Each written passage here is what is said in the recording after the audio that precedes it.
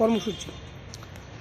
ভারতবর্ষের direct selling অভিযানে RCM আজকের 11ই জানুয়ারি সেটা সেবা দিবস হিসাবে সেটা পালিত করা হচ্ছে, যাতে এই ভারতবর্ষে মুক্ত হওয়া, যাতে মানুষ সমাজ কল্যাণের দিকে আরসিএম অগ্রগতির ভূমিকায় চলে যাচ্ছে। তাই আজ আমরা ত্রিপুরা রাজ্যের সমস্ত আমাদের আরসিএমের যারা সদস্যরা রয়েছেন সবাই আজ হাজারো লোক আজ চুরাইবাড়ি থেকে বিলোনিয়া অবধি প্রত্যেক জায়গায় আমাদের আজ বৃক্ষরোপণ অভিযান চলছে, যাতে আমাদের ভারতবর্ষে প্রতিকূল আবহাওয়ার এবং সমাজ কল্যাণের উন্নতি হয়। এটা রবীন্দ্র শতবার্ষিকী এবং এটা আজ আমাদের এই আগরতলার রবীন্দ্র শতবার্ষিকী, এখানে আমরা আজ বৃক্ষরোপণ করলাম এবং এই বৃক্ষরোপণে ত্রিপুরার আজ এখানে আগরতলার ডিজায়ার টিম আজকের এই ভূমিকায় রয়েছে।